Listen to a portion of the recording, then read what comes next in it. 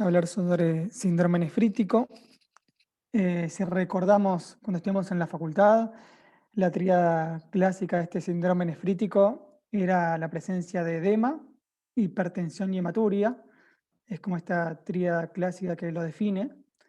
Si profundizamos un poquito más, sabemos que es una entidad clínica que está caracterizada por hematuria, que está presente en el 100% de los casos, con proteinuria de grado variable, con oliguria, edema, una afectación de la función renal que no siempre está presente desde el punto de vista de alteración en los valores de urea y creatinina, y acompañado frecuentemente por hipertensión arterial. Y en realidad este síndrome nefrítico es la manifestación clínica de lo que es la glomerulonefritis, una lesión inflamatoria que uno ve desde el punto de vista anatomopatológico. Es decir, la glomerulonefritis es la lesión que uno ve cuando hace una biopsia, esta inflamación a nivel del glomérulo, y se manifiesta clínicamente como un síndrome nefrítico. En general uno puede dividir las glomerulonefritis en general como aquellas glomerulonefritis primarias que afectan pura y exclusivamente al riñón, y dentro de ellas está la nefropatía por IgA, la glomerulonefritis membranoproliferativa, la glomerulonefritis proliferativa extracapilar o con semilunas. También se podría incluir la hialinosis focal ligamentaria como causas de glomerulonefritis primaria. Después tenemos glomerulonefritis secundarias a procesos infecciosos, que son por lejos las más frecuentes en pediatría, y dentro de ellas la secundaria a la infección por el estreptococo beta hemolítico del grupo A, es decir, la glomerulonefritis post-estreptocóxica es la más frecuente y es sobre la que vamos a apuntar y la que vamos a charlar, aunque hay otras infecciones bacterianas y también infecciones virales como el virus de Epstein-Barr, la varicela, el virus de la gripe, infecciones parasitarias y micóticas que también pueden dar glomerulonefritis. Y después las otras son las glomerulonefritis asociadas a enfermedades sistémicas. Dentro de ellas tenemos el lupus, las vasculitis, como la poliarteritis microscópica, la granulomatosis de Wegener, la púrpura de Johnson-Henoch, y también aquellas secundarias a microangiopatía trombótica, como es el síndrome urémico hemolítico. Desde el punto de vista de la patogenia, y esto está buenísimo entenderlo porque a partir de ahí uno puede ver por qué es la manifestación clínica de esta glomerulonefritis. En general, las glomerulonefritis son secundarias a una respuesta inmunológica que se produce a nivel del glomérulo, secundario a la formación de complejos inmunitarios, complejos antígenos-anticuerpos, que se pueden formar tanto a nivel de la circulación y luego depositarse en el glomérulo. Se pueden formar directamente in situ dentro del glomérulo o a partir de la formación de autoanticuerpos, por ejemplo en el caso de la glomerulonefritis por anticuerpos antimembrana sacromedular, o las que son asociadas a ANCA o anticuerpos anti-NA que pueden producirse dentro de lo que es el lupus.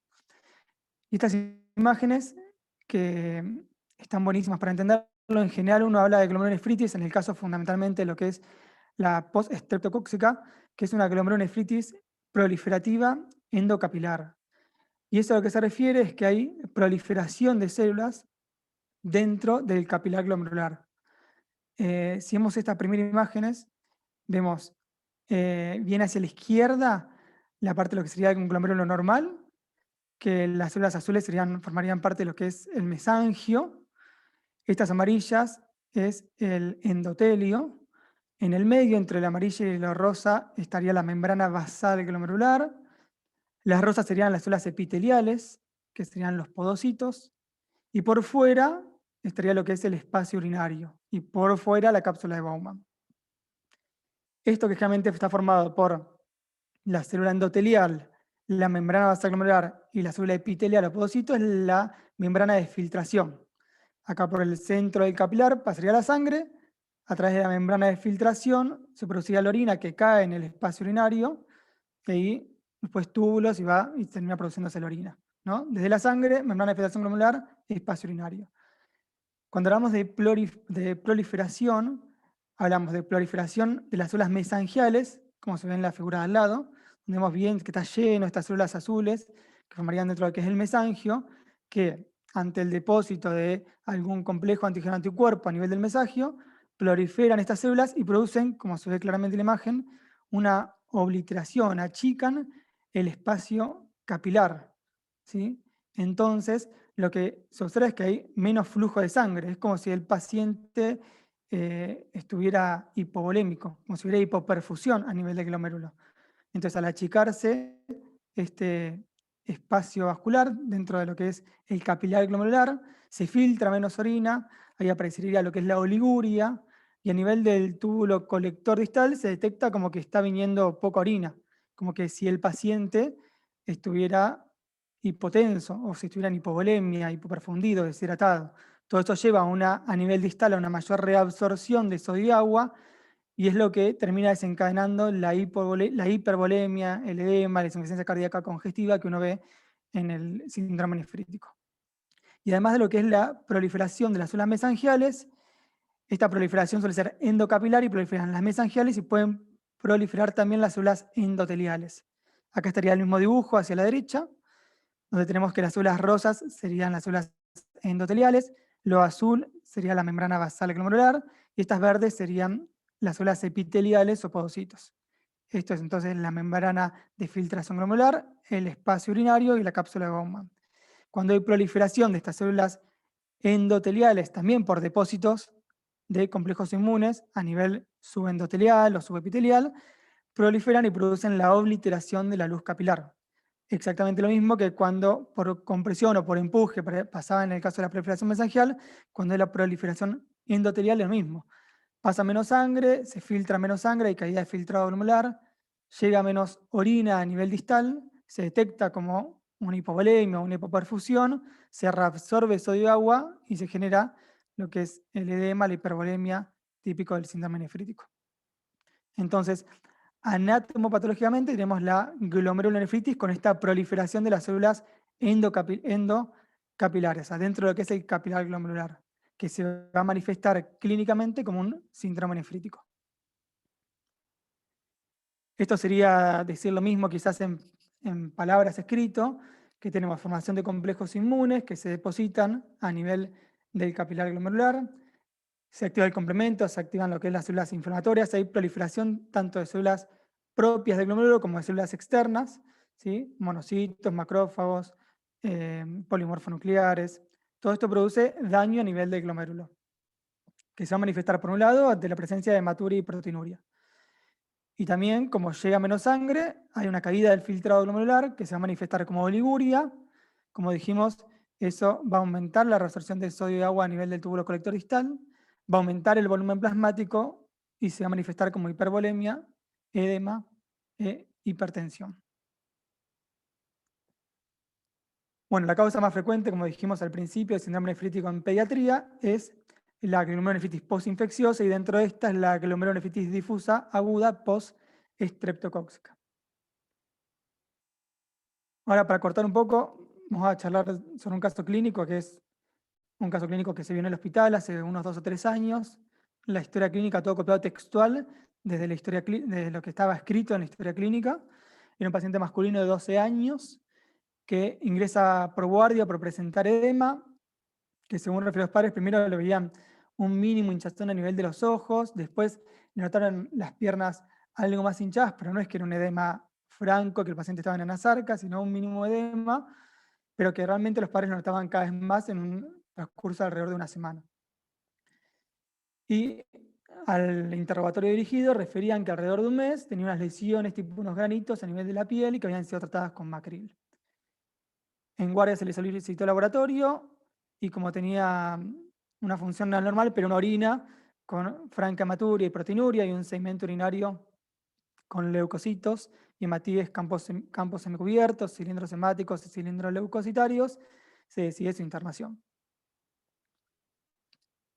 Al examen físico se detecta una presión arterial elevada, tiene una actividad de 140-80 milímetros de mercurio y se observan 2 lesiones costrosas a nivel del malleolo izquierdo, que podían ser, era el lugar donde la madre refería que había estado tratando estas lesiones con Macril.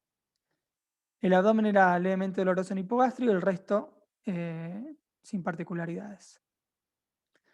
Cuando ingresa, para ampliar un poco más el laboratorio que ya se había solicitado y ante la sospecha de una glomerulonefritis aguda post-estreptocóxica, sale laboratorio, sale ASTO, sale hisopado de Fauces, sale complemento C3 y C4, se agrega función hepática, albúmina y proteínas totales.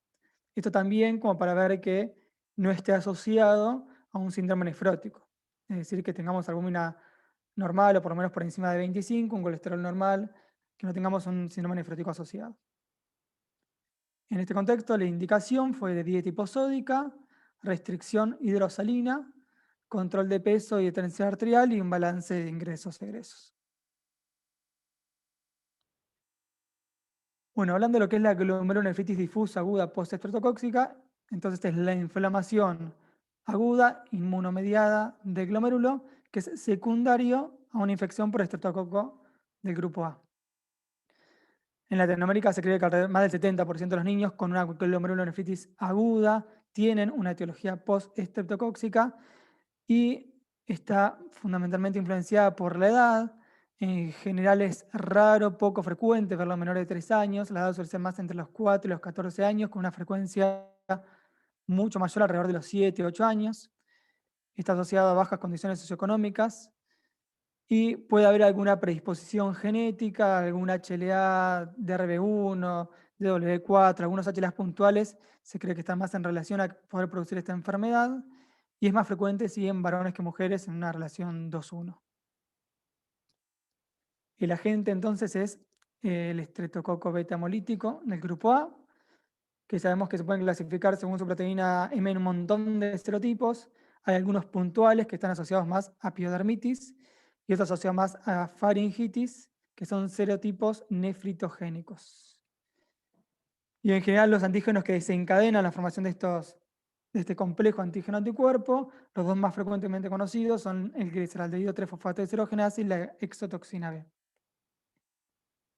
Cuando uno tiene una infección por un estreptococo de algunos de estos serotipos que son nefritogénicos, el riesgo de desarrollar una glomerulonefritis sería de alrededor del 15%, lo cual no está bien del todo establecido porque hay muchas que pueden manifestar solamente como una hematuria monosintomática y podrían pasar desapercibidas, salvo que sea en el contexto de un estudio familiar en un paciente internado con un síndrome nefrítico.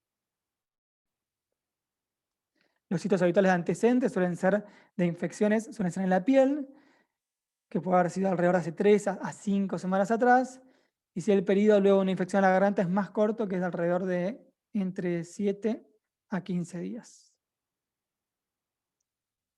¿Cómo se puede presentar esta glomerulonefritis difusa aguda post-estreptocóxica? Lo más frecuente a través de un síndrome nefrítico, en alrededor de un 70 a 75% de los casos, como una hematuria monosintomática en alrededor de un 20% de los casos, y el resto es mucho menos frecuente, pero se puede manifestar como un síndrome nefrótico, debutar directamente como una encefalopatía hipertensiva en un paciente que ingresa en edema agudo de pulmón, o tener una evolución rápidamente evolutiva, que es lo menos frecuente, pero que puede pasar. Como dijimos, la hematuria es el hallazgo universal. Está presente siempre, es de origen glomerular, es decir, está presente durante toda la micción, suele ser indolora, no está asociado a coágulos, en general suele ser una orina oscura, en hasta el 50% de los casos puede presentarse como una macrohematuria y ese ser el motivo de consulta. Solemos encontrar hematíes dismórficos en la orina o acantocitos, que es típico de la hematuria glomerular. Después el edema puede estar en alrededor del 75 a 85% de los casos.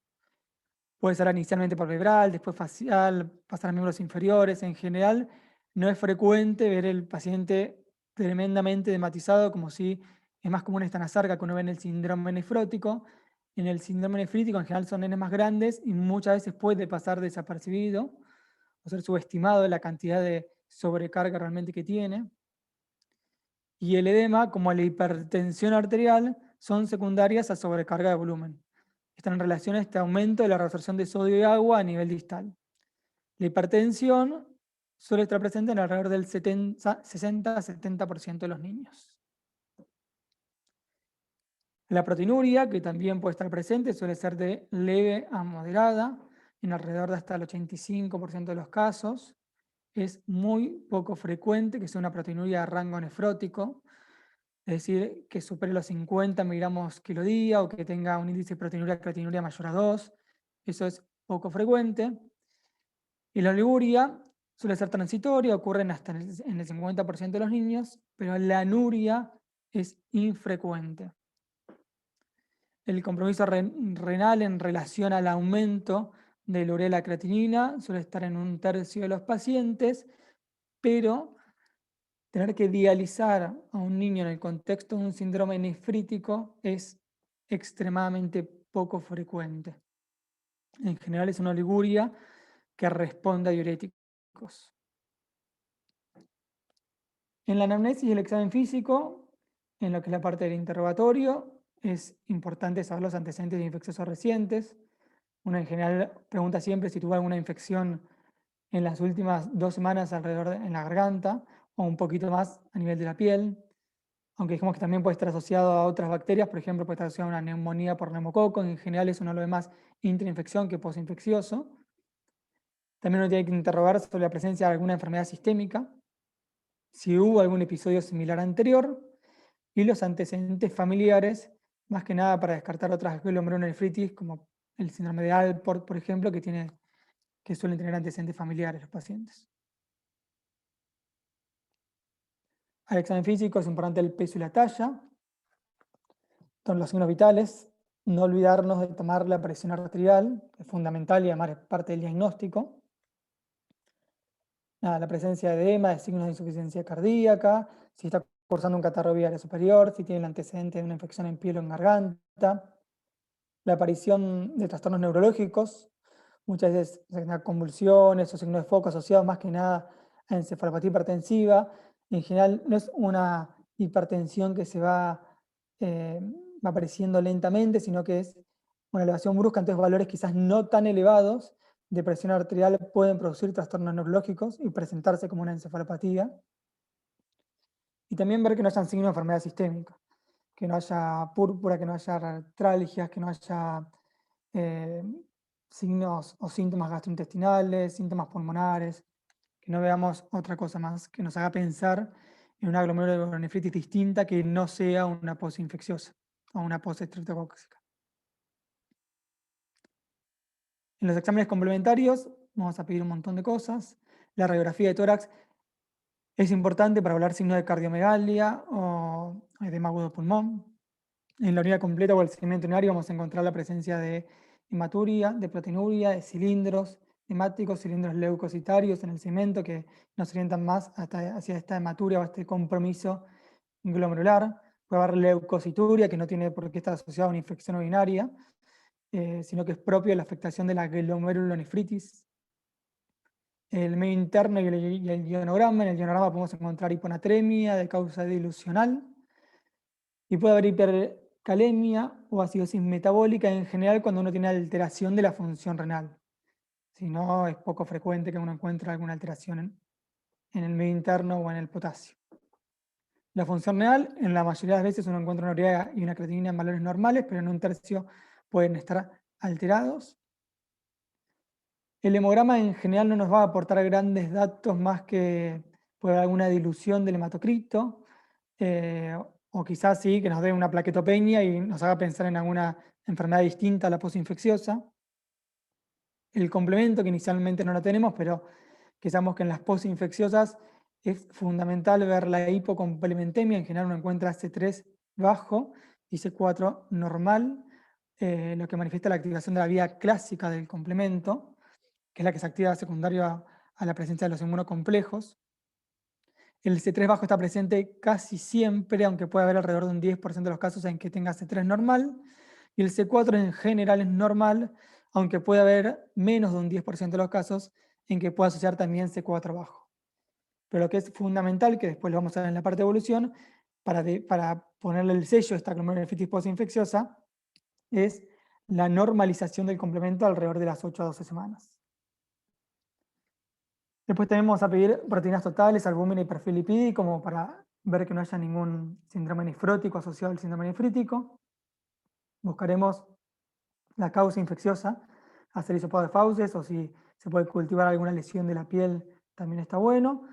Y la presencia de anticuerpos antiestreptolicina, ASTO, que si son elevados, nos podría orientar que hay alguna infección, aunque a veces no es tan claro si puede ser alguna infección aguda o crónica, pero son elevados, alguna infección por estreptococo tiene o tuvo, y está bueno a veces pedir al mes de evolución para ver cómo evolucionó este ASTO.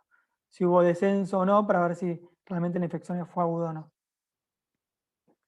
Y además, algo que quizás habitualmente no hacemos, pero que está escrito en la bibliografía y hay que hacerlo, es examinar el grupo familiar para detectar focos estreptocóxicos posibles y diagnosticar formas subclínicas de glomerulonefritis difusa aguda post-estreptocóxica.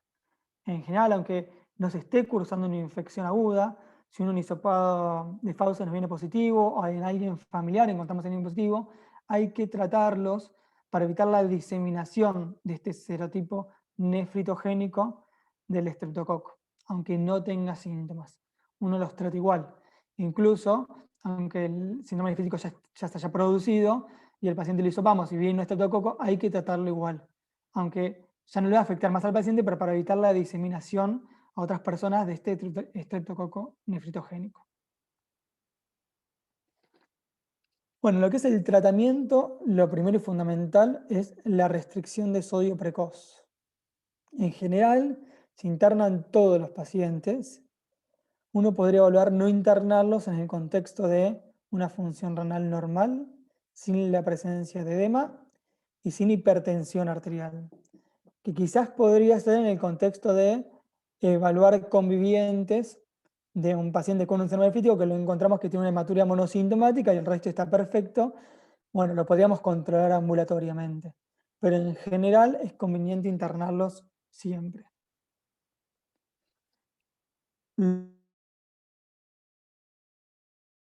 De que tenemos una sobrehidratación de al menos el 10% del peso corporal. O sea, en general son nenes que son más grandes y que uno se asombra mucho cuando bajan de peso y llegan a su normo peso. No nos damos cuenta realmente de la presencia de edema o la sobrehidratación que tienen hasta que no terminan de normalizar la presión arterial y ver todo lo que bajaron de peso. El objetivo es obtener un balance negativo de líquidos y un descenso acorde del peso. Inicialmente uno lo que realiza es aportar las pérdidas insensibles. Uno generalmente inicia el tratamiento con restricción de sodio y hiposódica y una hidratación de 400 mililitros metro cuadrado, que son las pérdidas insensibles, 400, 500 mililitros metro cuadrado, según donde lo veamos. Y posteriormente podemos agregar la mitad de la diuresis para no hacer un descenso tan brusco, tan rápidamente del peso, o si está muy hipertenso, de la presión arterial. En general, restricción de sodio, dieta hiposódica, más un aporte de líquidos a 400 mililitros metro cuadrado. Que si el paciente está bien, incluso puede ser vía oral, no tiene por qué ser endovenoso. Cuando tenemos hipertensión arterial, esto que decíamos que, bueno, en general la instalación suele ser aguda, por lo tanto, los síntomas neurológicos pueden aparecer con cifras tensionales no muy elevadas. Y si tenemos hipertensión arterial, no alcanza solo con la restricción de sodio y agua, sino que como la hipertensión es secundaria a hipervolemia, tenemos que arrancar con el tratamiento diurético. En general nos alcanza y nos sobra con furosemida. Uno inicialmente puede arrancar con 1 a 2 miligramos kilodosis, inicialmente cada 6 horas, si solamente tenemos hipertensión. Se puede aumentar igual 3, 4, hasta 8 miligramos kilodosis. Es poco frecuente que tengamos que usar otros hipotensores, pero en el caso que lo sea, o si hay síntomas neurológicos asociados, se puede usar nifedipina sublingual, o muchas veces cuando ingresan con una encefalopatía hipertensiva y los pacientes muchas veces terminan en terapia intensiva, se hace goteo de nitroprusato de sodio o la betalol endovenoso. Pero la gran mayoría de las veces, con furosemida uno los puede manejar tranquilamente en la sala. Cuando tenemos signos de insuficiencia cardíaca congestiva, como dijimos, es por hipervolemia, es volumen dependiente, se arranca con furosemida, en general uno usa dosis un poquito más altas y que se puedan repetir cada 2 a 4 horas hasta que el paciente mejore los síntomas, se le vaya la disnea, no tenga tercer ruido, no tenga congestión yugular, no tenga patomegalia, hasta que mejoren todos los síntomas, uno puede indicar furosemida cada 2-4 horas. En general la respuesta es rapidísima. A la hora de haber indicado la furosemida, hay una franca diuresis y uno ve que a las 12 horas se orinaron capaz que 3 litros cuando el paciente estaba casi anúrico o oligúrico. Y los síntomas mejoran rápidamente. Dijimos, la respuesta del tratamiento suele ser favorable en la mayoría de los casos. Entonces, volviendo al caso clínico que teníamos inicialmente, que era este paciente con la hematuria, con el antecedente de estas lesiones en la piel, con edema y con hipertensión, inicialmente se le había indicado dieta hiposódica, restricción de hidrosalina, control de peso y de tensión arterial, balance ingresos y egresos. Inicialmente a este paciente no se le había indicado diurético. Cuando realmente el paciente está hipertenso y si uno lo ve retrospectivamente, tenía indicación de comenzar tratamiento con furosemida. Pero bueno, inicialmente no se hizo, se manejó con restricción de hidrosalina solamente, y a las 4 horas del ingreso, según lo que está evolucionado, se acude a llamado de enfermería porque el paciente refiere dificultad respiratoria, tiene una frecuencia cardíaca de 80, una respiratoria de 28, saturaba aire ambiente a 94%. Al examen físico está escrito que tenía buena entrada aire bilateral, pero que se ocultaban rales subcrepitantes en ambos campos pulmonares, sibilancias a predominio de mi tórax derecho, y el paciente refería que necesitaba estar sentado, que él sentía que respiraba mejor estando sentado. Ahí en ese momento sí, se indica furosemida 2 miligramos kilo, y luego se le dejó 1 miligramo kilo día cada 8 horas y se le indicó salbutamol cada 3 horas. A las 3 horas el paciente había presentado una diuresis de 930 mililitros, refería una franca mejoría en la disnea, no necesitaba oxígeno complementario y lo que sí se ocultaban eran rales crepitantes bivasales. A las 2 horas de evolución, la diuresis había sido, en esas 12 horas, de que había iniciado el tratamiento con el diurético, de casi 2 litros. Bueno, cuando vino al laboratorio tenía un C3 de 0,075, francamente un C3 bajo, un asto elevado, y a los 9 días de evolución, el paciente tuvo una evolución perfecta, favorable, había bajado de 49 kilos 300, que era el del ingreso, se fue de alta con 41 kilos 700, normotenso con una TA de 160 milímetros de mercurio, una frecuencia cardíaca de 70 y una frecuencia respiratoria de 16.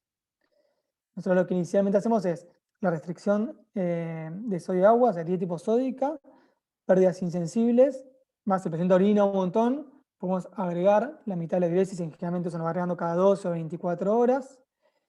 Después, cuando el paciente llega a la normotensión, lo que hacemos es primero liberarlo en líquidos, que tome lo que quiera, y si lo tenemos liberado en líquidos y mantiene la normotensión y no aumenta de peso, suspendemos el diurético. A veces bajamos el diurético a la mitad y si se mantiene la diuresis, suspendemos el diurético.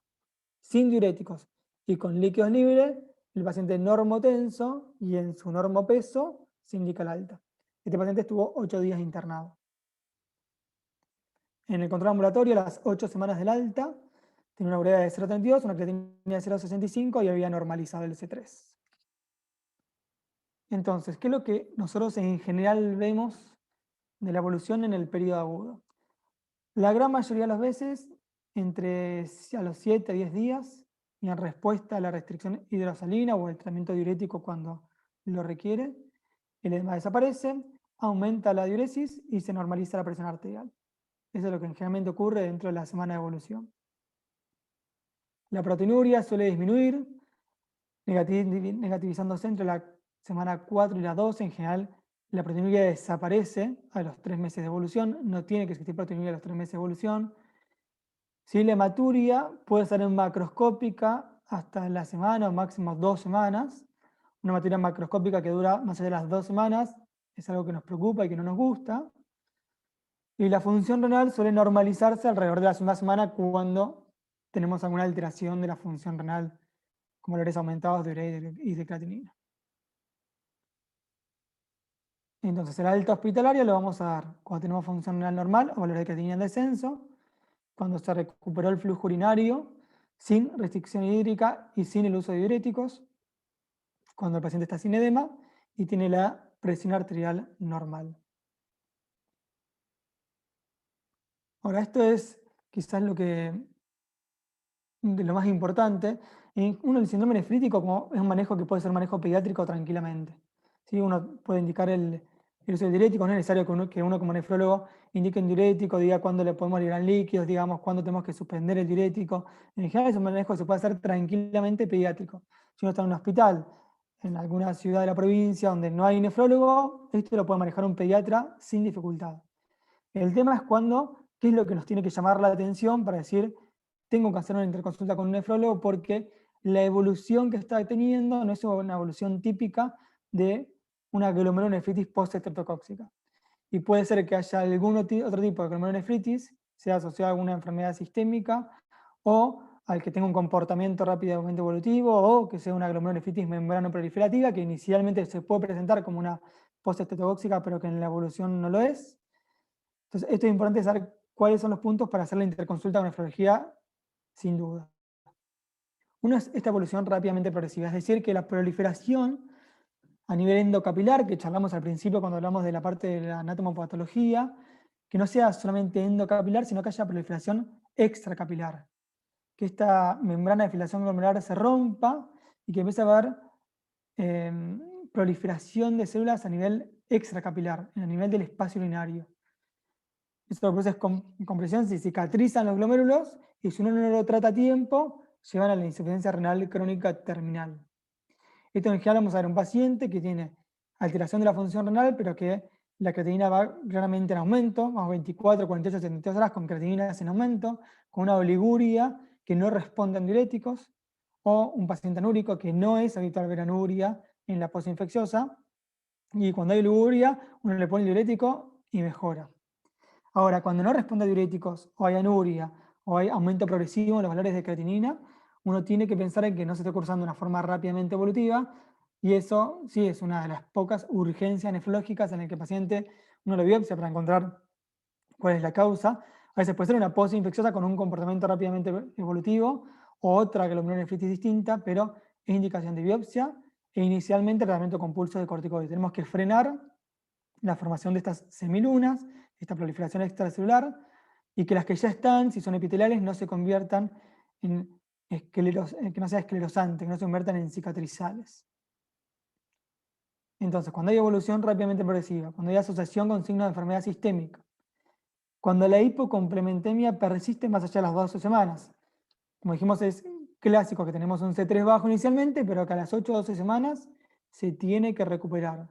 Cuando pasadas las 12 semanas no se recupera, es indicación de biopsia.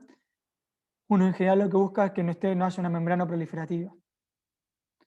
Ante la presencia de proteinuria masiva, digamos, no es habitual que se presente como un síndrome nefrótico.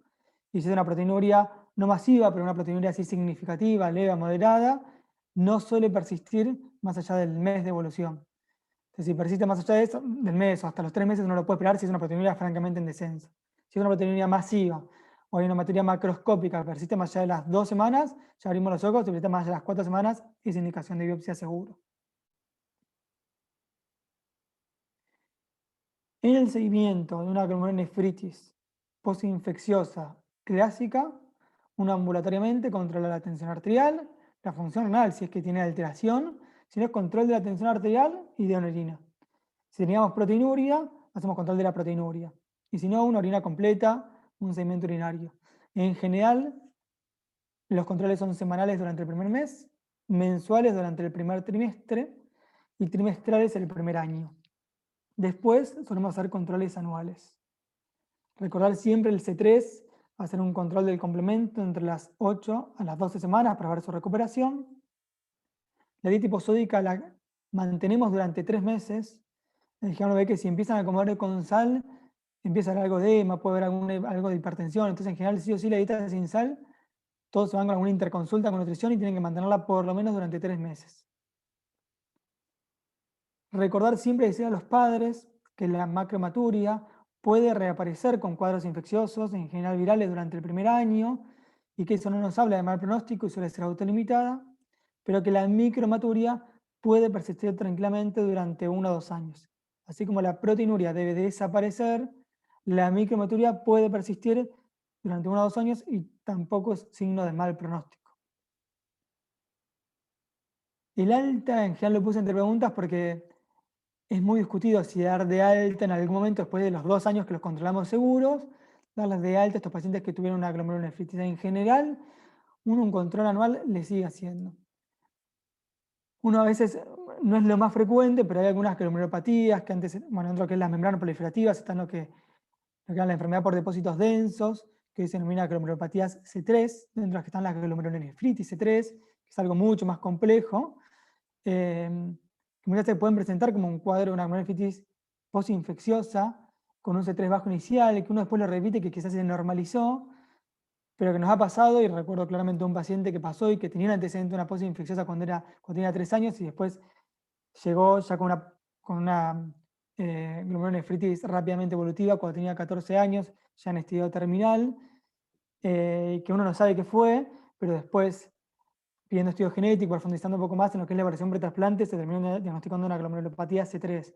Por eso, uno el alta lo tiene como ahí entre signo de pregunta. En general, por lo menos una vez por año uno los controla. Uno le dice a los padres que el pronóstico a largo plazo en general es buenísimo, que esto la gran mayoría de veces no se repite, que la recuperación es completa en la gran mayoría, pero nada, como dice acá, ningún trabajo evidencia una conclusión definitiva. Incluso, como uno sabe que en los pacientes con síndrome urémico lítico, con un SHU leve, a largo plazo puede aparecer microalbuminuria o hipertensión, no hay nada escrito de a largo plazo del seguimiento de pacientes con glomerulonefritis postinfecciosas. Por eso, en general, un análisis de orina y un control de presión arterial anual, que es lo que uno haría el control de presión arterial habitual en un paciente pediátrico, no se lo dejamos de hacer nunca y por eso una vez por año los controlamos. Si la proteinuria masiva se asocia al pronóstico, especialmente después de la etapa aguda, una proteinuria que persiste más allá de las 4 semanas, asocia al pronóstico, y la glomerulonefritis post-cetotóxica con semilunas, es decir, esta que presenta proliferación extracapilar y de curso rápidamente progresivo, es de peor pronóstico y depende mucho en ese momento del resultado de la biopsia, de qué porcentaje de semilunas tenemos a nivel de la biopsia renal y de la respuesta a los pulsos de corticoides, que es lo que inicialmente se hace. Después uno puede hacer un montón de otros tratamientos inmunosupresores, pero que depende más que nada de la etiología. Nada, y para finalizar, dentro de lo que es el diagnóstico diferencial, cuando uno se encuentra entre un síndrome nefrítico, aunque uno tiene que pensar primero y principal en una postinfecciosa porque es por lejos lo más frecuente, cuando uno encontramos que no tenemos síntomas sistémicos asociados y tenemos el complemento disminuido, uno piensa en una postinfecciosa. Que si aparecen proteinuria masiva o no recuperación del C3 a las 8 semanas, uno puede empezar a pensar en lo que es una glomerulonefritis membrana proliferativa. O sea, si no tenemos síntomas sistémicos, si tenemos un C3 inicial bajo, uno piensa en una postinfecciosa siempre, y si tiene algo que no nos gusta y que va a terminar biopsiándose, lo que uno termina buscando es que no sea una membrana proliferativa. Si el complemento está normal, lo más frecuente es que sea una nefropatía por IgA, que no es lo más común que se presente como un síndrome nefrítico. Uno en general lo encuentra quizás en un contexto de un paciente con una hematuria, pero que es lo que uno tendría que pensar en un síndrome nefrítico con C3 normal. Y cuando tenemos asociación de síntomas sistémicos, como que hay erupciones, púrpura, artralgia, síntomas gastrointestinales, neurológicos o pulmonares, cuando tenemos C3 bajo, uno en general piensa en lupus, hay infecciones, en la varicela, el neumococo, hay infecciones micóticas, hay infecciones, un montón de infecciones bacterianas y virales en general que pueden producir, parasitarias también, que pueden producir eh, glomerulonefritis con síntomas sistémicos y C3 bajo. Y después, pero bueno, en general orienta esa enfermedad sistémica, orienta ese lupus, en general en adolescentes, mujeres y por encima de los 10 años. Y cuando tenemos síntomas sistémicos, pero tenemos C3 y C4 normal, uno en general empieza a volar anca, porque en general lo vemos en pacientes con vasculitis, como la poliangitis microscópica, cuando tenemos ANCA positivo, o con complemento normal. Otra de las etiologías puede ser la nefropatía en el contexto de la púrpura de John-Lange. Pero en general, glomerulonefritis, complemento bajo, hay que pensar en postinfecciosa. Bueno, y acá terminamos. Esto es todo. Espero que se haya entendido. Una vez que va a contar la clase de síndrome nefrítico, plantea esto. La idea para el pediatra es tenemos un síndrome nefrítico, pensar en posinfecciosa, esta teoría clásica de edema, de hipertensión hematuria. Tenemos hipertensión, iniciar el tratamiento diurético, uno lo puede manejar, la restricción hidrosalina del tratamiento diurético lo puede manejar como pediatra, y sí tener en cuenta estas indicaciones de biopsia o estas cosas que nos hablan de mal pronóstico o que algo puede haber que no sea una posinfecciosa clásica, como para hacer la interconsulta con nosotros. No sé si tienen alguna duda o quieren preguntar algo. Muchas gracias, Emma, por la clase, muy clara, Bueno, Miguel. muy linda. Emma, prendo la cámara. No sé si alguno de los chicos tiene alguna consulta para hacerte. Está la doctora Ángela del Carmen Suárez, que la vi por ahí, la jefa de servicio también. Sí, ahí está Lita también, que el otro día estuvo dando una clase muy interesante también, muy linda. Y una duda sobre caso hablar? clínico tenía, ¿puede ser? ¿Cómo? Yo tenía una duda sobre caso clínico, quería preguntar. Sí. En el paciente que teníamos planteaba que había lesiones en piel, o sea, de múltiples causas para pensar que el foco era por piel. Sí. Y no tenía clínica de dolor de garganta, que tengo entendido. Igualmente el hisopado se le hizo, se hace siempre. Sí, se lo hacemos buscando esto, que quizás sea un paciente asintomático, que tenga un serotipo nefritogénico en la garganta, o él o algún familiar, y nada, él se le hizo el foco en la piel. Pero si lo tiene, hay que tratarlo, porque quizás la lesión en piel ya resolvió y ya curó, pero es un portador asintomático en la garganta, y es para evitar la propagación a otros pacientes, a otros niños. Perfecto, gracias. Últimamente hubo 2 o 3 casos en la sala cuarta y nos han venido a interconsultar. Yo les digo que el síndrome nefrítico agudo es el equivalente a la cetoacidosis diabética. Es un paciente que yo no puedo dejar de mirarlo, ¿sí? Como les decía el otro día, que el edema del nefrótico nos queremos matar a veces cuando los vemos tan edematizados, y a veces, como dijo Manuel, el edema del nefrítico no es tan claro, y fíjense que este paciente casi bajó 8 kilos de peso cuando se fue de alta, que fue terrible. No es un paciente que yo ya sé que tiene un síndrome nefrítico, le voy a poner un diurético y le voy a dar la mitad de la diuresis o nada de la diuresis y me voy a ir a la mañana siguiente, la tensión arterial va a estar normal. Es un paciente que yo voy a tener que estar controlándolo y mirándolo, pero pesarlo y tomarle la presión y auscultarlo, ¿sí? Porque muchas veces estos pacientes hacen edema agudo pulmón y hacen la complicación en la encefalopatía hipertensiva y las convulsiones, porque en realidad yo no estoy al tanto de cuánto está haciendo de pis y cuánto líquido está tomando. Porque a veces los padres no pasan desapercibidos. Si el chico hace orina con sangre, vienen enseguida, pero a veces son chicos más grandes. ¿Se acuerdan que yo les decía, estos van a la escuela? Y a veces no cuentan. Los padres no están tan atentos como en el más chiquito, si va al baño, no va al baño, cómo va al baño. Entonces, ningún síndrome nefrítico de estos, como dijo Manuel, que por lejos la causa más frecuente para nosotros es la posinfecciosa y dentro de esta la postestreptocóxica y que es de manejo del pediatra, pueden venir a una interconsulta con nefro sin saber el peso de ingreso y intentar compararlo con un peso anterior, la tensión arterial, ¿sí? Y cuánto orina, si orina o no orina. Eso es fundamental, porque nos va a permitir para el balance, ¿sí? Y después estar muy atentos a que, si bien, como dijo Manuel, cierto grado de fallo renal pueden tener, no un fallo renal severo que me haga plantear la posibilidad de una diálisis, y si el hematocrito es muy bajo, que excede a lo que yo pueda pensar que sea un hematocrito dilucional, si se da la asociación de esas dos cosas, mucha anemia y mucha caída de filtrado glomerular, que no van a pensar en estas formas rápidamente evolutivas, que pueden esas semilunas, ¿sí? Ser de 3 tipos, epiteliales, fibroepiteliales o fibrosas, que cuando ya estoy en las fibrosas, ya eso colapsa todo el glomérulo y ya llegué tarde. Tengo que tratar de llegar con mi tratamiento en las epiteliales. Entonces ahí sí hacer una respuesta importante. Y después tener en cuenta, y esto quizá les pase a ustedes, si alguno de ustedes va a ser nefrólogo, por ahí Emanuel cuando sea jefe de servicio y yo ya esté jubilada muy viejita, no lo voy a ver, que es probable que dentro de muchos años, no muchos años, todo esto que tenga consumo de complemento, aunque sea la posinfecciosa, quede abarcado en una glomerulopatía que se llama por glomerulopatía por C3.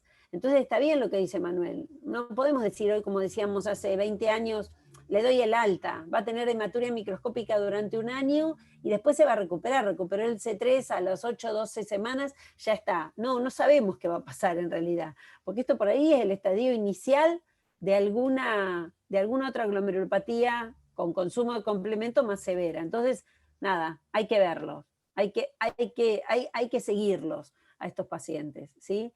El paciente tiene que saber que tuvo una nefritis, que las nefritis generalmente tienen este comportamiento benigno, que se curan, pero a largo plazo me parece que está bien el planteo de Manuel de que tenemos que seguirlos, ¿no?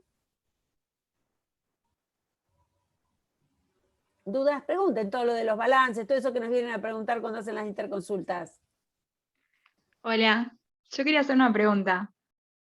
El control de TA, los balances, ritmo diurético, ¿cada cuánto sería lo ideal realizarlos? Dale, más. ¿Se escuchó? Sí. ¿Estás vos, Emma? ¿Escuchaste, ahí Emma? está. Sí. Ahí está, sí.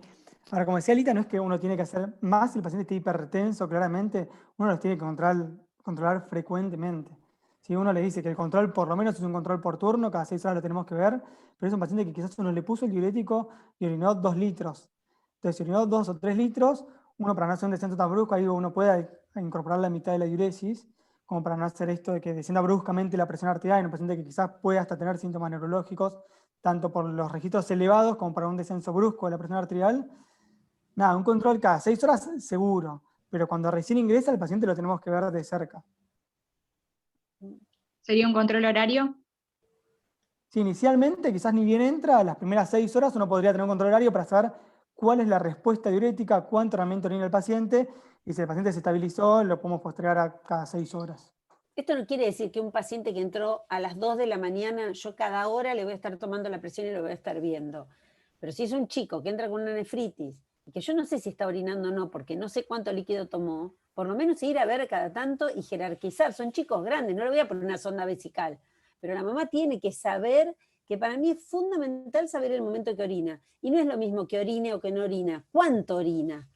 Porque esa cantidad de diuresis me va a ir permitiendo darle volumen. Si el paciente está muy hipertenso, imagínense que son chicos grandes que durante la noche, por ejemplo, no toman nada. No es un lactantito que cada 3, 4 horas se despierta para lactar o se toma una mamadera en el medio de la noche. Los chicos que van a la escuela duermen 8 horas seguidas. Ninguno toma líquido. ¿Entienden eso? Ninguno se levanta a tomar líquido. Los chicos a la noche, los chicos sanos duermen. A veces los chicos enfermos de noche duermen.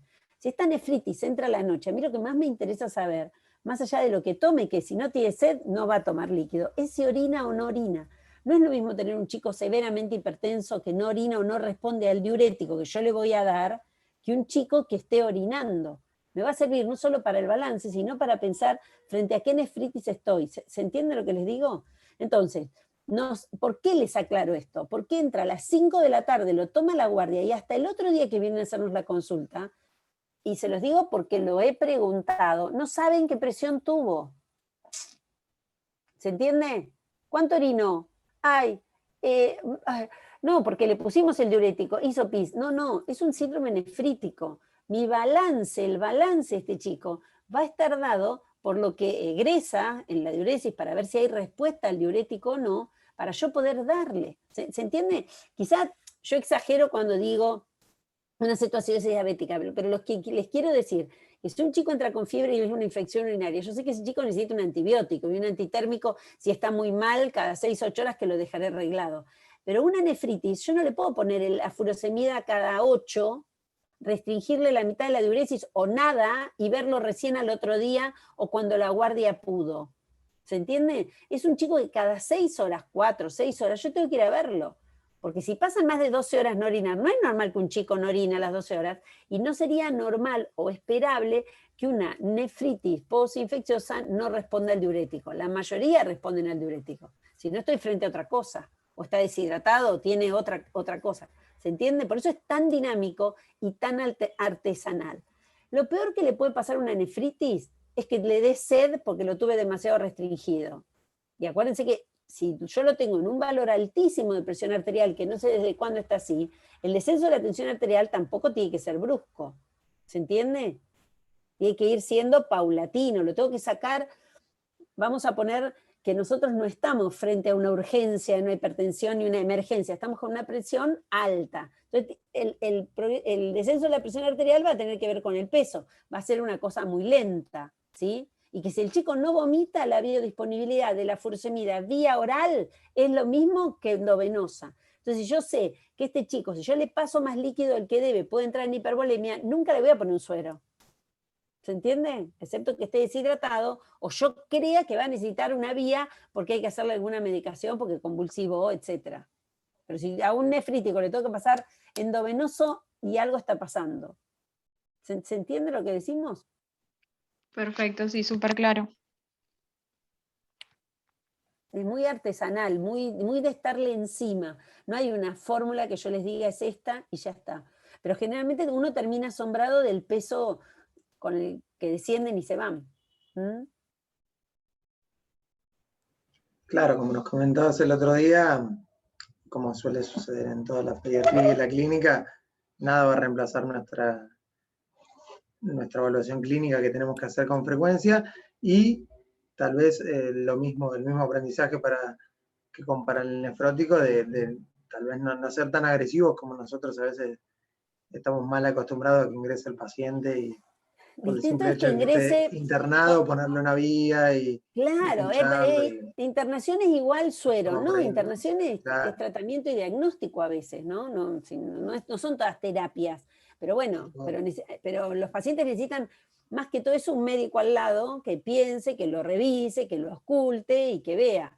Yo no les digo que si está en un tercer ruido, tiene rales, que me haga pensar y está en anuria y haga pensar que ese chico sí está en riesgo, le voy a hacer un push de furosemida. Pero bueno, por ahí depende de la clínica. La mayoría no entra tan severamente hipertensos o severamente enfermos. Pero bueno, hay que tener en cuenta que a veces no es la inmediatez, sino lo correcto que tengo que hacer. ¿Sí? Bueno, no sé si hay algo más. No sé más si querés. Ecografía renal dijiste, Emma, ¿no? Por ahí me distraje, sí, que tenemos que tener No, ecografía. no lo dije. En general, Bueno, o sea, no es algo que hay que hacerlo de urgencia, uno puede encontrar quizás riñones aumentados de tamaño y precogénicos, pero en la evolución tenemos que saber que un paciente que tuvo una glomerulonefritis tiene los dos riñones, por lo menos. y O que sea, no nos va a son, cambiar la conducta inicialmente, pero tenemos que tener una ecografía. sí, Para saber normales a grandes como el también. otro. Sí. Bueno, dijiste lo de las orinas a los hermanos y a la familia, y bueno. Bueno, no sé. No les Bueno, ves las si caras, no no hay- sabés si están ahí, pero dicen que sí, están, ¿eh? deben estar. Sí. Si no hay más preguntas, continuamos con la próxima clase y bueno, Hay un nuevo mensaje, a ver uno que dice, muy buena clase. no, muchos agradecimientos y muy linda la clase. Sí, están. Yo los Y camorreo un poco. Me gusta camorrear. Alita van a seguir viendo en algunas otras clases, así que si les queda Yo alguna soy invitada duda, especial, che, me invita. claro, si les queda alguna duda de hoy, pueden Sí. por ahí hacérsela otro día. Sí. Bueno, Bueno, muchísimas de mi gracias, parte, chicos. Nos no vemos. sé, ahora, bueno, la Bueno, próxima ya me avisará Majo, no sé qué día es. No, yo todavía no, pero ahora no sé quién sigue. ¿Cómo seguimos ahora?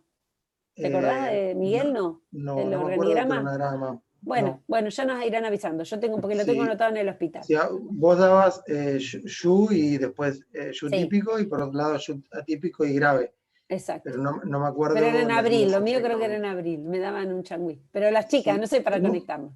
uno la semana Bueno, que viene y otro la otra semana. dale. Bueno, Pero bueno, nos vamos hablando más. exacto. Dale, nos vemos. Bueno, Chao. adiós. Adiós. Nos Chau, vemos. Emma.